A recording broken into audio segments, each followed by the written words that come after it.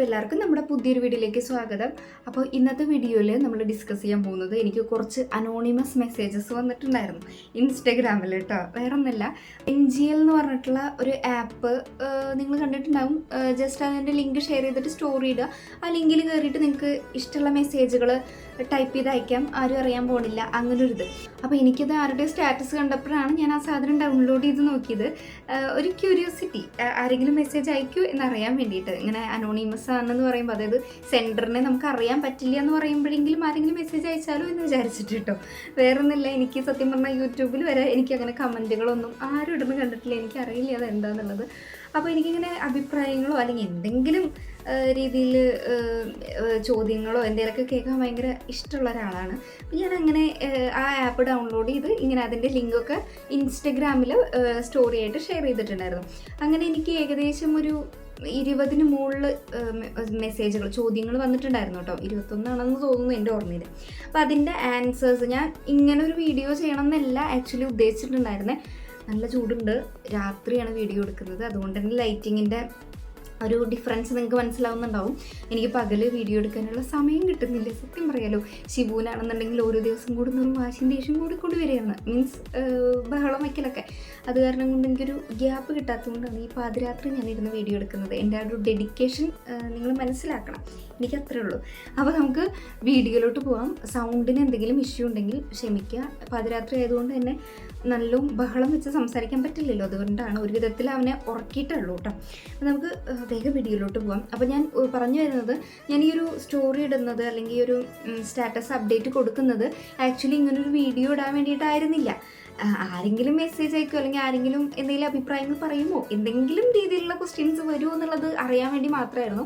അങ്ങനെ ക്വസ്റ്റ്യൻസ് വന്നാൽ തന്നെ ഇങ്ങനെ നമ്മൾ സ്റ്റോറിയിൽ തന്നെ റിപ്ലൈ കൊടുക്കുമല്ലോ, ആ രീതിയിൽ റിപ്ലൈ കൊടുക്കാം എന്നായിരുന്നു എൻ്റെ ഒരു മനസ്സിലുണ്ടായിരുന്നത്.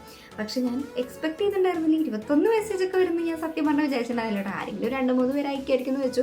പിന്നെ ഈ 21 മെസ്സേജും എന്താ പറയുക, ചില മെസ്സേജുകളൊന്നും റിപ്ലൈ കൊടുക്കേണ്ട ആവശ്യമില്ലാത്തതാണ്. ചിലത് എന്ന് പറഞ്ഞാൽ കുറച്ച് കുഞ്ഞു കഥകളൊക്കെ അതിൻ്റെ ബാക്കിലുള്ളതാണ്.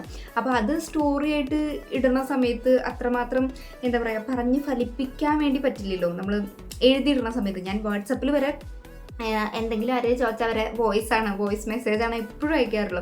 എനിക്ക് ടൈപ്പ് ചെയ്യാൻ വേണ്ടിയിട്ട് ഭയങ്കര മടി മാത്രമല്ല, എനിക്ക് തോന്നുന്നത് എൻ്റെ ഒരു അഭിപ്രായത്തിൽ നമുക്ക് നമ്മുടേതായിട്ടുള്ള ഒരു കാര്യം നമ്മൾ പറയണ സമയത്ത് അത് ടൈപ്പ് ചെയ്ത് പറയുമ്പോഴും അത് വായാലെ പറയുമ്പോഴും രണ്ട് എഫക്റ്റ് അല്ലേ വരിക. എനിക്ക് കുറച്ചുകൂടെ സാറ്റിസ്ഫൈഡ് ആയിട്ട് അല്ലെങ്കിൽ കുറച്ചുകൂടെ എന്താ പറയുക, ആ ഒരു പറഞ്ഞ കാര്യം മീൻസ് നന്നായിട്ട് അവർക്ക് കിട്ടിയെന്ന് തോന്നുക എനിക്കെപ്പോഴും വായ കൊണ്ട് പറയുമ്പോഴാണ് കേട്ടോ. അതുകൊണ്ടാണ് ഞാൻ പിന്നെ വിചാരിച്ചത് അങ്ങനത്തെ ക്വസ്റ്റ്യൻസ് ഒക്കെ വന്നപ്പം ഇതിപ്പോൾ ടൈപ്പ് ചെയ്ത എത്ര സമയം പോകും, പിന്നെ അത് എത്രത്തോളം മനസ്സിലാവും എന്നുള്ള അറിയില്ലല്ലോ എന്ന് വെച്ചിട്ടാണ് ഞാനൊരു വീഡിയോ ചെയ്യാൻ തന്നെ ഉദ്ദേശിച്ചത്. അപ്പം രണ്ടുണ്ട് കാര്യം, എനിക്കൊരു വീഡിയോ കണ്ടൻറ്റുമായി കാര്യം പറയുകയും ചെയ്തു എന്നും ആവുമല്ലോ. അപ്പോൾ അങ്ങനെ വിചാരിച്ചിട്ട് അപ്പോൾ നമുക്ക് ഫസ്റ്റ് ക്വസ്റ്റ്യനിലോട്ട് പോകാം. ക്വസ്റ്റ്യൻസ് ഞാൻ ഇവിടെ ജസ്റ്റ് എവിടെയെങ്കിലൊക്കെ കാണിക്കാം, സൈഡിൽ എവിടെയെങ്കിലൊക്കെ. ഫസ്റ്റ് ക്വസ്റ്റ്യൻ തന്നെ ഐ മിസ് യു എന്ന് പറഞ്ഞിട്ടോട്ട് അയച്ചേക്കണത്. എനിക്ക് തോന്നുന്നു എൻ്റെ ഫ്രണ്ട്സ് ആരെങ്കിലും ആയിരിക്കും എന്ത് ചെയ്യാനാ, എന്നെ അവർക്ക് നല്ലപോലെ മിസ് ചെയ്യുന്നുണ്ട്. ആരാണെങ്കിലും എനിക്കും ഒരുപാട് മിസ് ചെയ്യുന്നുണ്ട്. നെക്സ്റ്റ് ക്വസ്റ്റ്യൻ എന്ന് പറയുന്നത്, you don't know this but I have A crush on you. Crush കുഴപ്പമില്ല, നല്ല വേടാ, വലിയ പ്രശ്നമില്ലാത്ത വേടാണ്, ആയിക്കോട്ടെ. നെക്സ്റ്റ് ക്വസ്റ്റ്യൻ, എനിക്ക് തോന്നുന്നു ഈ സെയിം ആളാണ് അത് ഇട്ടിരിക്കുന്നത്. കാരണം രണ്ട് മെസ്സേജുകൾ ഒരുമിച്ച്, മീൻസ് ഒന്ന് കഴിഞ്ഞ് അടുത്തത് അപ്പം തന്നെ വന്നിട്ടുണ്ട്. സോ മേ ബി ഒരാൾ തന്നെ ആയിരിക്കാം. I have A crush on you, just ആയിക്കോട്ടെ, താങ്ക് യു. പിന്നെ അടുത്തത്, വാട്ട്സ് യുവർ ഏജ്. എന്നെ കണ്ട എത്ര പറയും, 40-50 എന്നൊന്നും പറയല്ല കേട്ടോ. എക്സാക്റ്റ് ഏജ് പറയുകയാണെങ്കിൽ 28. ഈ ചിങ്ങത്തിലോട്ട് 28 തികയും, പ്രായമായി. നെക്സ്റ്റ് ക്വസ്റ്റ്യൻ എന്ന് പറയുന്നത്, യുവർ വേസ്റ്റ് പേഴ്സണാലിറ്റി ക്യാരക്ടറിസ്റ്റിക്. എൻ്റെ ഏറ്റവും മോശമായ ക്യാരക്ടറിസ്റ്റിക്സ് പേഴ്സണാലിറ്റിയിലത്തെ എന്ന് പറയുമ്പോൾ എന്തിനാ അത്ര ആലോചിക്കേണ്ട ആവശ്യമൊന്നുമില്ല. വാശി, നല്ല വാശിയുണ്ട്, നല്ല ദേഷ്യമുണ്ട്. ഇതാണ് എൻ്റെ ഏറ്റവും മോശപ്പെട്ട ഒരു സ്വഭാവ സവിശേഷത എന്ന് വേണമെങ്കിൽ പറയാം. ഇപ്പോൾ കുറവുണ്ട് കേട്ടോ, കാരണം അങ്ങനെ ഇരിക്കുമ്പോഴാണ് അരുണേട്ടൻ എനിക്ക് റെക്കമെൻഡ് ചെയ്തത് ശിവുവിനെ. ഇപ്പം എനിക്ക് നല്ല വ്യത്യാസമുണ്ട് എന്ന് പറയണ മാതിരി ഇപ്പം അത്യാവശ്യം നല്ല വ്യത്യാസമുണ്ട്. മുന്നേ ഇരുന്നെങ്കിൽ നല്ല രസമായിരുന്നു. എനിക്കല്ല, എൻ്റെ കൂടെ ഉള്ളവർക്കൊക്കെ ഭയങ്കര പ്രശ്നമായിരിക്കും. നല്ല വാശിയുണ്ട്, ഭയങ്കര മോശം എന്താ പറയുക രീതിയിലുള്ള തരത്തിലുള്ള വാശിയുണ്ട്, ദേഷ്യമുണ്ട് ഒക്കെ ഉണ്ടായിരുന്നു. വാശിയും ദേഷ്യവും പിടിച്ചാൽ പിന്നെ എന്ത് ചെയ്താലും കാര്യമില്ല എന്ന് പറയണ മാതിരിയാണ്. മോശം ക്യാരക്ടറിസ്റ്റിക്കാണ്, അതെനിക്കറിയാം. ഞാൻ മാറ്റാൻ പരമാവധി ശ്രമിക്കാറുണ്ട്. പക്ഷെ നമുക്ക് ദേഷ്യം വന്നു കഴിഞ്ഞാൽ കണ്ണുമുഖം കാണില്ലേ പറയില്ലേ, അതാണ് വേറൊരു പ്രശ്നം.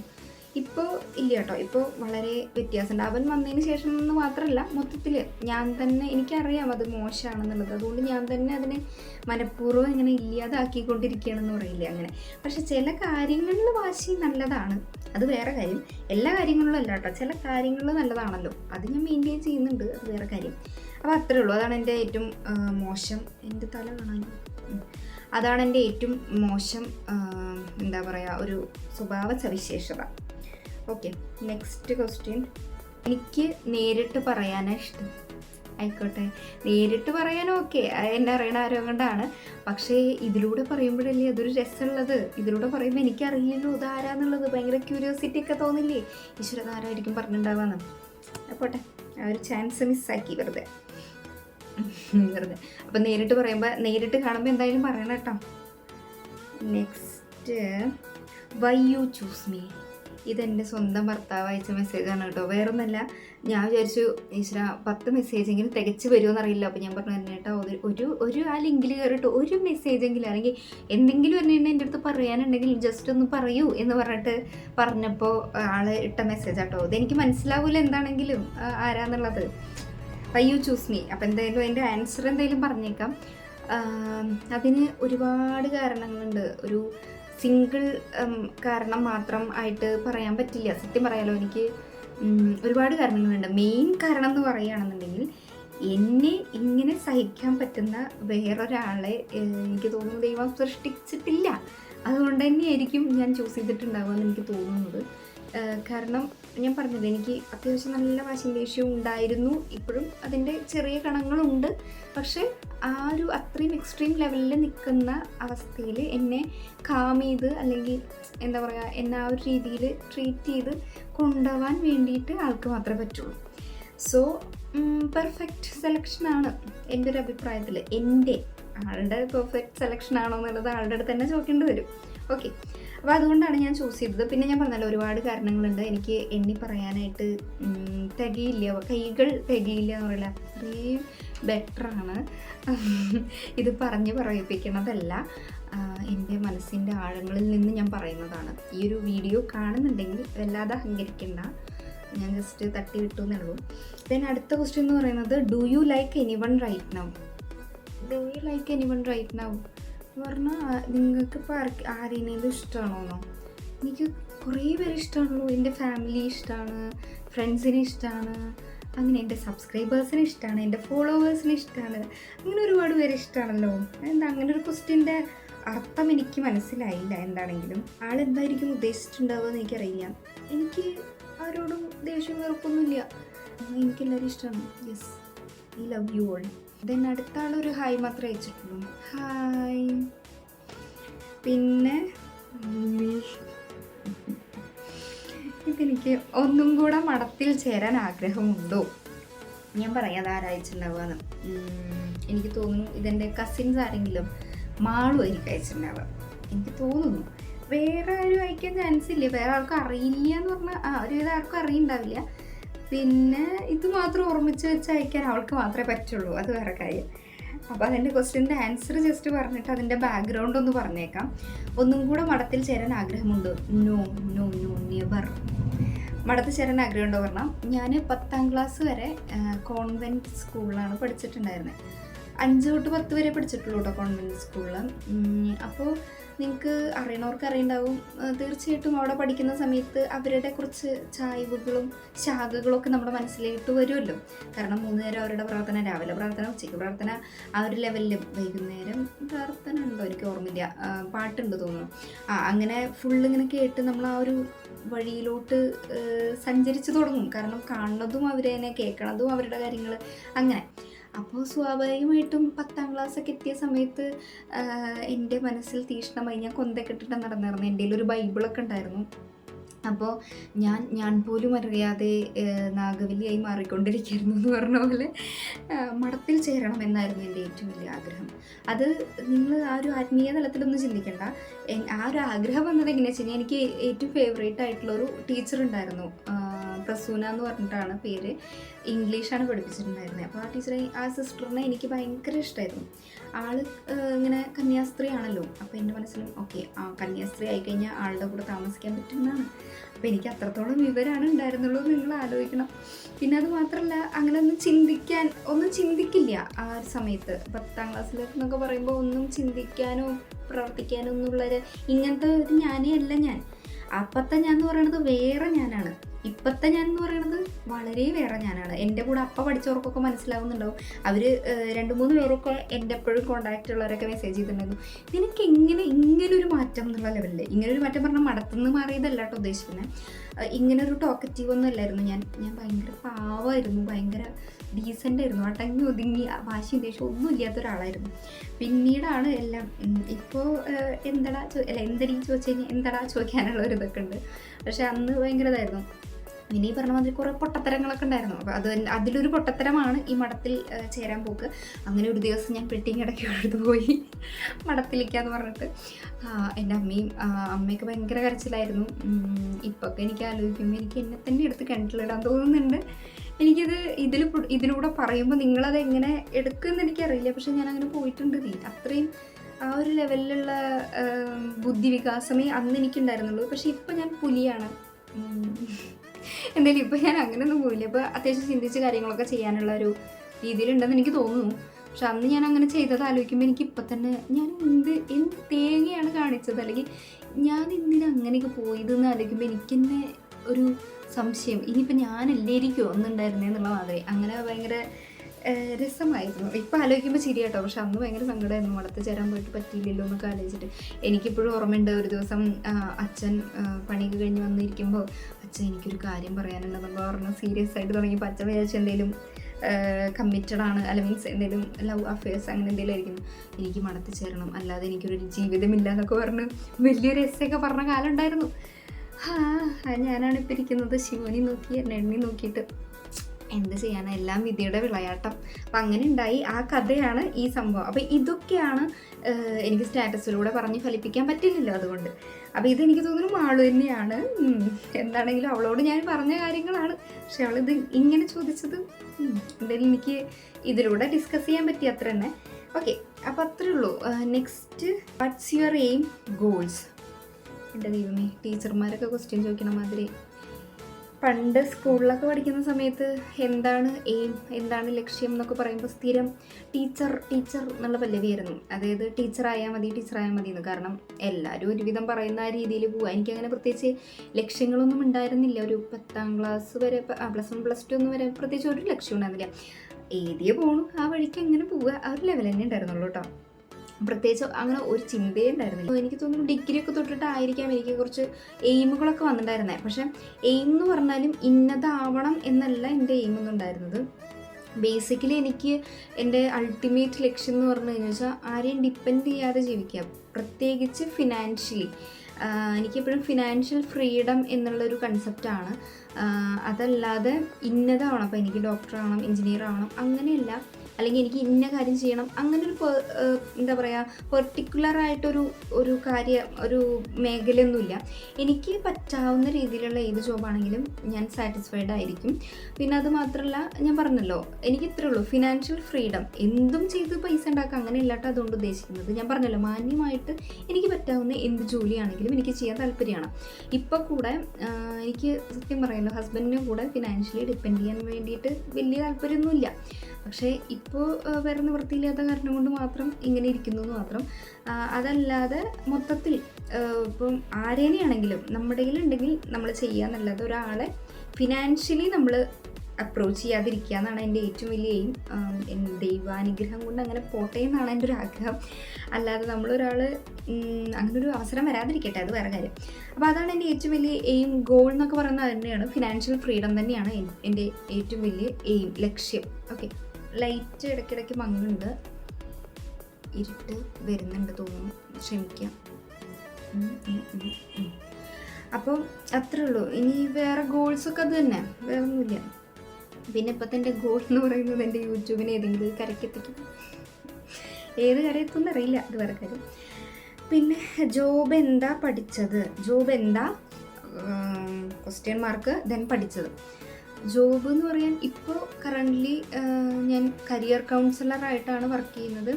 ഇപ്പോൾ ഒരു ലോങ് ആയിട്ടുള്ളൊരു ലീവാണ് അപ്ലൈ ചെയ്തിരിക്കുന്നത്. ഞാൻ റിസൈൻ ചെയ്യാമെന്നാണ് വിചാരിച്ചത്, പക്ഷേ അവർ തന്നെ ഇങ്ങോട്ട് ലീവിനാണ് സജസ്റ്റ് ചെയ്തത്. അപ്പോൾ ജൂൺ ജൂലൈ ഒക്കെ വരെ ഒരു ലീവിലാണ്. പിന്നെ പഠിച്ചത് MBA ആണ്.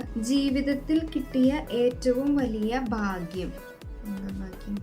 ജീവിതത്തിൽ കിട്ടിയ ഏറ്റവും വലിയ ഭാഗ്യം എൻ്റെ ഫാമിലി, പിന്നെ എൻ്റെ നല്ല കുറച്ച് ഫ്രണ്ട്സ്, അത് തന്നെ.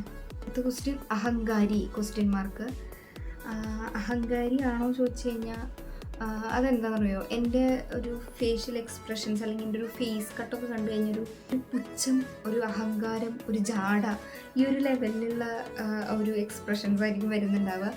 പക്ഷെ സത്യം പറയില്ല, എനിക്കങ്ങനെ ബേസിക്കലി അങ്ങനെ യാതൊരുവിധ പ്രശ്നങ്ങളുമില്ല. അതെൻ്റെ ഒരു ഫേഷ്യൽ സ്ട്രക്ചർ ആൻഡ് ദിസ് പിരികം, ഈ 2 പിരികും ഇങ്ങനെ എന്താ പറയുക, കോണ് പോലെ കൂർത്തിട്ടാണ്. മുഖം എപ്പോഴും എപ്പോൾ ഇങ്ങനെ ഭയങ്കര സീരിയസ് ആയിട്ടുള്ള കാര്യങ്ങൾക്ക് പിടിക്കുമ്പോഴും അല്ലെങ്കിൽ വെറുതെ ഇരിക്കുമ്പോഴൊക്കെ ഈ പിരികം വന്നിട്ട് ഇങ്ങനെ ഈ ഷേപ്പിലാണ് നിൽക്കുക, എന്താ പറയുക, റാ ഷേപ്പിലും അങ്ങനെ മല പോലെയാണ് നിൽക്കുക.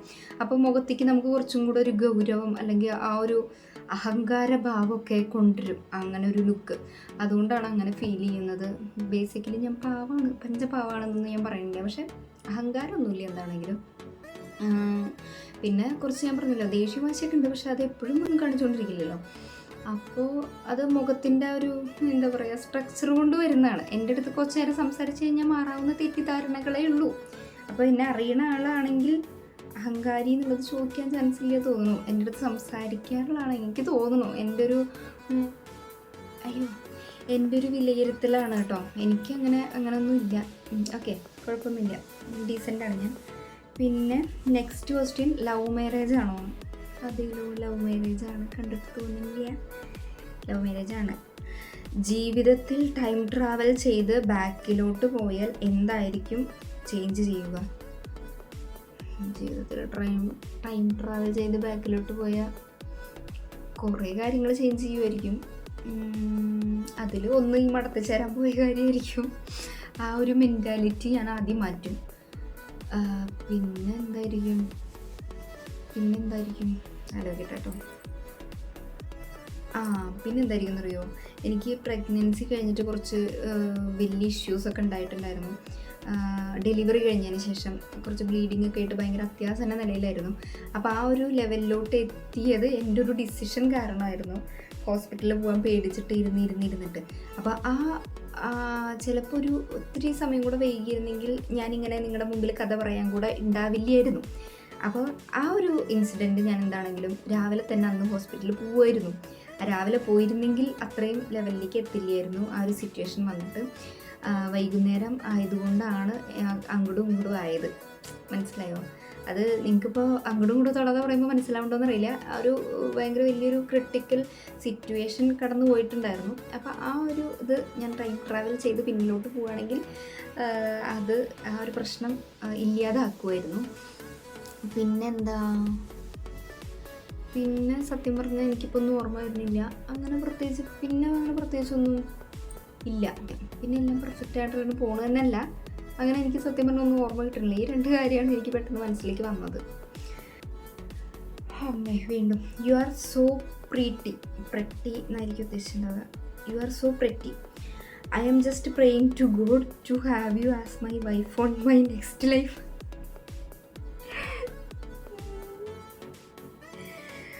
അയ്യോ, എങ്ങനെ ചിരിക്കാതിരിക്കും? അത് എന്തായാലും എന്നെ അറിയാത്ത ആളാണ് പറഞ്ഞിട്ടുണ്ടാവുക കേട്ടോ. അല്ലാതെ അങ്ങനെ വരാൻ വഴിയില്ല, അതുകൊണ്ടാണ്. Is everything okay with you? Is everything okay with you എന്ന് പറഞ്ഞാൽ എന്താ, ഒരു പ്രശ്നമില്ല, എല്ലാം ഓക്കെയാണ്, നന്നായിട്ട് തന്നെ പോണു. പിന്നെ ഞാൻ പറഞ്ഞല്ലോ, എനിക്ക് എൻ്റെ പഴയ എന്നെ ഒരുപാട് മിസ് ചെയ്യുന്നുണ്ട്.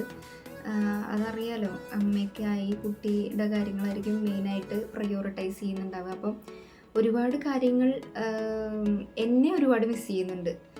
ആ ഒരു പ്രശ്നം മാത്രമേ ഉള്ളൂ. അല്ലാതെ വേറെ കുഴപ്പങ്ങളൊന്നുമില്ല.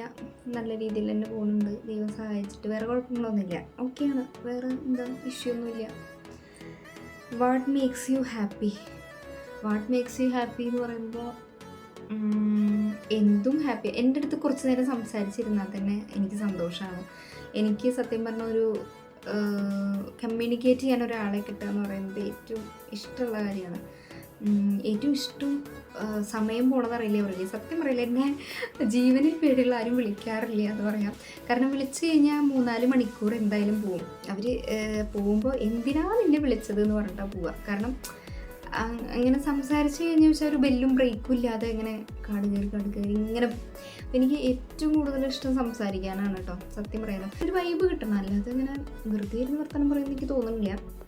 അപ്പോൾ സംസാരിക്കാനാണ് എനിക്ക് ഏറ്റവും കൂടുതൽ ഇഷ്ടം. അങ്ങനെ ഓപ്പണായിട്ട് സംസാരിച്ച് കഴിഞ്ഞാൽ എനിക്ക് ഭയങ്കര സന്തോഷമാണ്. പിന്നെ എനിക്ക് യാത്രകൾ ചെയ്യാൻ ഇഷ്ടമാണ്. യാത്ര എന്ന് പറഞ്ഞു കഴിഞ്ഞാൽ റൈഡുകളൊക്കെ ഇല്ലേ, നമ്മളിങ്ങനെ അമ്യൂസ്മെൻറ്റ് പാർക്കിലൊക്കെ പോകാനാണ് എനിക്ക് കൂടുതൽ ഇഷ്ടം.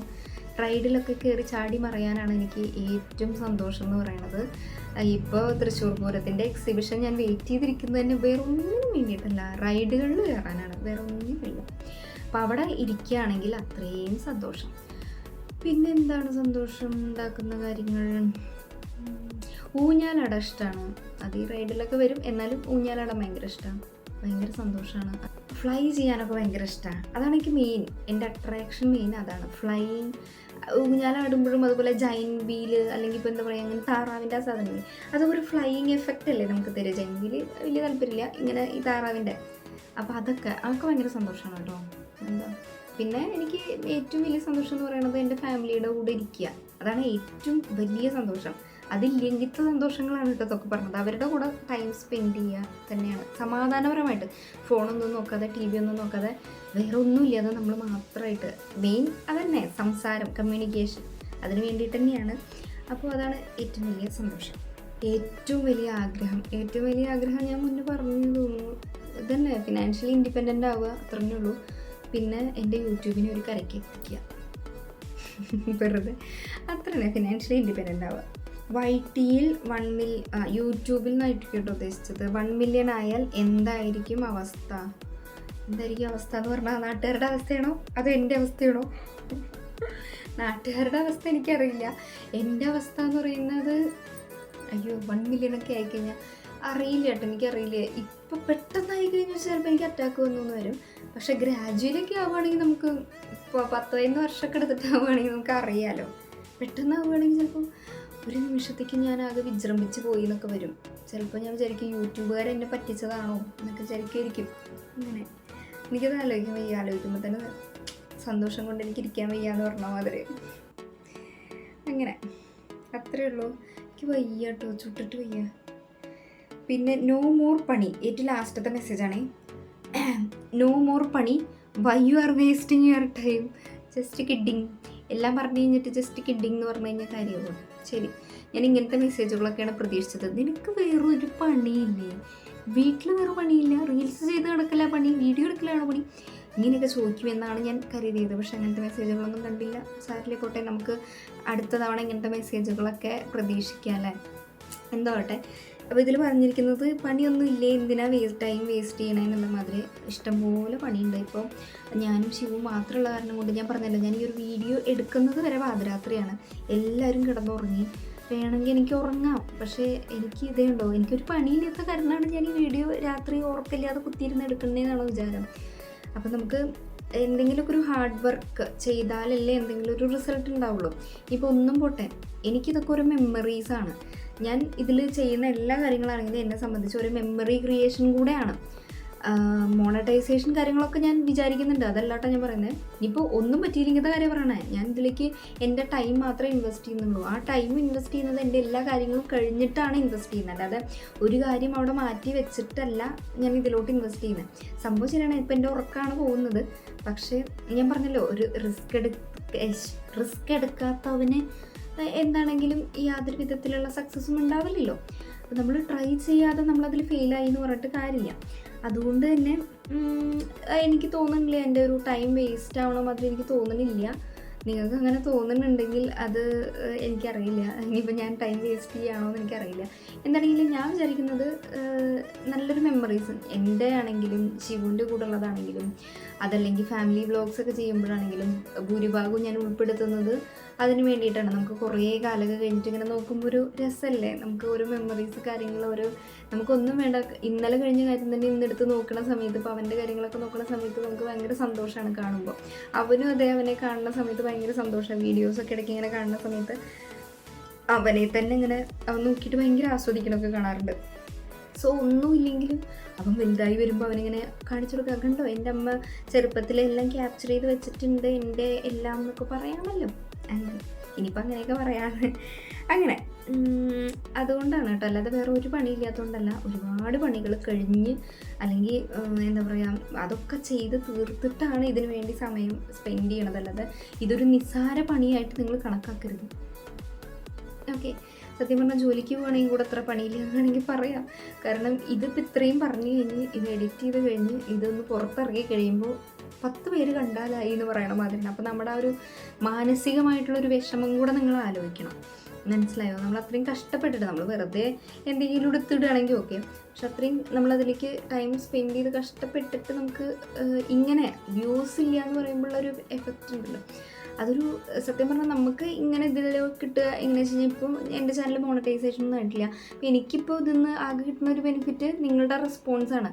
അറ്റ്ലീസ്റ്റ് കമൻറ്റുകളിലൂടെയോ അല്ലെങ്കിൽ ജസ്റ്റ് വ്യൂസ് ആയിട്ടെങ്കിലും ഒരു റെസ്പോൺസ് കിട്ടിയാൽ ഓക്കെ, അവർക്ക് അങ്ങനത്തെ വീഡിയോസാണ് കൂടുതൽ ഇഷ്ടം എന്നെങ്കിലും എനിക്ക് ഐഡൻറ്റിഫൈ ചെയ്യാം. ഇത് ഞാനങ്ങനെ മോശമായിട്ടുള്ള വ്യൂസ് എന്നല്ല, എന്നാലും കുഴപ്പമില്ലാത്ത രീതി അത്രേ പോകുന്നുള്ളൂ. എന്നാലും ഞാൻ സാറ്റിസ്ഫൈഡ് ആണ്.